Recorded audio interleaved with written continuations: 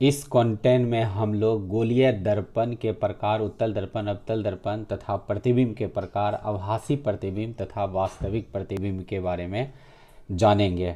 अगर आप इस वीडियो को अच्छी तरह से देख लेते हैं तो लाइव क्लास में आपको इन टॉपिकों को समझने में ज़्यादा आसानी होगा। वीडियो को इसलिए आप शुरू से अंत तक देखें और प्रत्येक कंटेंट को समझने का प्रयास करें। यदि आपको यह वीडियो अच्छा लगता है तो आप निश्चित ही इस चैनल को सब्सक्राइब करें और बेल आइकन को प्रेस करें ताकि आज के बाद नित्य आपको इसका नोटिफिकेशन मिलते रहे और कंटेंट से संबंधित आप कमेंट अवश्य करें, इससे कि वीडियो को इम्प्रूव किया जा सकता है। आइए सबसे पहले हम लोग देखते हैं गोलीय दर्पण है क्या। तो वह दर्पण जिसका परावर्तक सतह वक्र होता है उसे गोलीय दर्पण कहते हैं। और ये गोलीय दर्पण मुख्य रूप से दो प्रकार का होता है, एक उत्तल दर्पण तथा दूसरा अवतल दर्पण होता है। पहला हम लोग उत्तल दर्पण की परिभाषा इस प्रकार से दे सकते हैं कि वह गोलीय दर्पण जिसका परावर्तक सतह बाहर की ओर वक्र होता है उसे उत्तल दर्पण कहते हैं। वहीं दूसरी ओर अवतल दर्पण की परिभाषा इस प्रकार दे सकते हैं, वह दर्पण जिसका परावर्तक सतह अंदर की ओर वक्र होता है उसे अवतल दर्पण कहते हैं। अब गोलीय दर्पण से जुड़े हुए कुछ महत्वपूर्ण बिंदु है जिसको समझा जा सकता है और इसे समझने से आगे का टॉपिक अच्छी तरह से समझा जा सकता है। तो पहला है ध्रुव, दूसरा वक्रता केंद्र, तीसरा मुख्य अक्ष, चौथा फोकस, पांचवा वस्तु की दूरी, प्रतिबिंब की दूरी, फोकस दूरी और वक्रता त्रिज्या है। तो बारी बारी से हम लोग देखते हैं। पहला है ध्रुव। गोलीय दर्पण के मध्य बिंदु को ध्रुव कहते हैं और इसे P द्वारा सूचित किया जाता है। दूसरा है वक्रता केंद्र। गोलीय दर्पण का वक्र पृष्ठ एक खोखले गोले का भाग होता है, उस खोखले गोले के केंद्र को गोलीय दर्पण का वक्रता केंद्र कहते हैं, इसे C द्वारा सूचित किया जाता है। तीसरा पॉइंट है मुख्य अक्ष। गोलीय दर्पण के ध्रुव तथा वक्रता केंद्र को मिलाने वाले अक्ष को मुख्य अक्ष कहते हैं। चौथा पॉइंट है गोलीय दर्पण के मुख्य अक्ष के समांतर दर्पण पर आपतित प्रकाश की किरणें परावर्तित होकर मुख्य अक्ष के जिस बिंदु पर काटती है या काटती हुई प्रतीत होती है उसे मुख्य फोकस कहते हैं। पांचवा पॉइंट है फोकस दूरी। गोलीय दर्पण के ध्रुव और वक्रता केंद्र के बीच की दूरी को फोकस दूरी कहते हैं, इसे F द्वारा सूचित किया जाता है। और छठा है वक्रता त्रिज्या। गोलीय दर्पण के ध्रुव तथा वक्रता केंद्र के बीच की दूरी को वक्रता त्रिज्या कहते हैं और इसे R द्वारा सूचित किया जाता है। सातवां है वस्तु की दूरी। दर्पण के ध्रुव से वस्तु के बीच की दूरी को वस्तु की दूरी कहते हैं, इसे स्मॉल u द्वारा सूचित किया जाता है। और नेक्स्ट है प्रतिबिंब की दूरी। दर्पण के ध्रुव से प्रतिबिंब के बीच की दूरी को प्रतिबिंब की दूरी कहते हैं और इसे V द्वारा सूचित किया जाता है।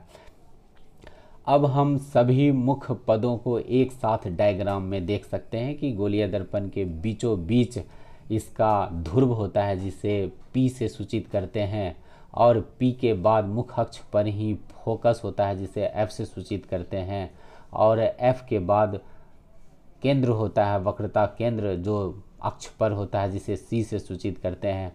दर्पण से ही वस्तु की दूरी, प्रतिबिंब की दूरी को भी देखा जाता है। वस्तु की दूरी को U से, प्रतिबिंब की दूरी को V से सूचित किया जाता है। वहीं पे वक्रता त्रिज्या को हम लोग R से सूचित करते हैं। आगे हम लोग वक्रता त्रिज्या और फोकस दूरी के बीच रिलेशन भी देखेंगे। अब हम लोग देखते हैं प्रतिबिंब। प्रतिबिंब मुख्य रूप से दो प्रकार का होता है। एक तो हम लोग देखते हैं पहले परिभाषा। किसी वस्तु से आती हुई प्रकाश की किरण जो मुख्य अक्ष के समांतर हो, परावर्तित होकर मुख्य अक्ष के जिस बिंदु पर काटती है या काटती हुई प्रतीत होती है उसे हम लोग प्रतिबिंब कहते हैं। यहाँ ये समझना है कि काटती है या काटती हुई प्रतीत होती है, दोनों स्थिति में प्रतिबिंब बनता है। इस प्रकार हम लोग कह सकते हैं कि प्रतिबिंब दो प्रकार का होता है, एक तो आभासी प्रतिबिंब जिसे वर्चुअल इमेज कहते हैं, दूसरा वास्तविक प्रतिबिंब, इसे रियल इमेज भी कहते हैं। आइए देखते हैं आभासी प्रतिबिंब। किसी वस्तु से आती हुई प्रकाश की किरण जब गोलीय दर्पण से परावर्तित होकर मुख्य अक्ष के जिस बिंदु पर आती हुई प्रतीत होती है उसे आभासी प्रतिबिंब कहते हैं। ध्यान रखना होगा, यहाँ आती हुई प्रतीत होती है, कोई वास्तविक किरणें यहाँ काटती नहीं है, इसीलिए इसे आभासी प्रतिबिंब कहते हैं। देखिए आभासी प्रतिबिंब हमेशा सीधा होता है, यह दर्पण के पीछे बनता है और इसे पर्दे पे प्राप्त नहीं किया जा सकता है। आभासी प्रतिबिंब का ये मुख्य रूप से 3 विशेषताएं हैं। इससे संबंधित वस्तुनिष्ठ प्रश्न भी पूछे जाते हैं। आइए आगे देखते हैं हम लोग दूसरा वास्तविक प्रतिबिंब के बारे में। तो परिभाषा देख लेते हैं पहले। किसी वस्तु से आती हुई प्रकाश की किरण जब गोलीय दर्पण से परावर्तित होकर मुख्य अक्ष के जिस बिंदु पर काटती है, हाँ ध्यान रखेंगे, काटती है, वास्तविक रूप से काटती है, उसे वास्तविक प्रतिबिंब कहते हैं। वास्तविक प्रतिबिंब में प्रकाश की किरणें वास्तविक रूप से काटती है और इसलिए वास्तविक प्रतिबिंब बनता है। वास्तविक प्रतिबिंब की 3 विशेषताएं हैं। वास्तविक प्रतिबिंब हमेशा दर्पण के परावर्तक सतह की ओर अर्थात सामने बनता है, उल्टा होता है और पर्दे पर प्राप्त किया जा सकता है। इस प्रकार से हम लोग दोनों प्रतिबिंब में अंतर देख लेते हैं। पहला अंतर देखते हैं कि आभासी प्रतिबिंब हमेशा सीधा होता है, वहीं वास्तविक प्रतिबिंब हमेशा उल्टा होता है। यह सबसे पहला और प्रमुख अंतर है। दूसरा अंतर हम लोग देख लेते हैं। आभासी प्रतिबिंब को पर्दे पर प्राप्त नहीं किया जा सकता है, वहीं वास्तविक प्रतिबिंब को पर्दे पर प्राप्त किया जा सकता है।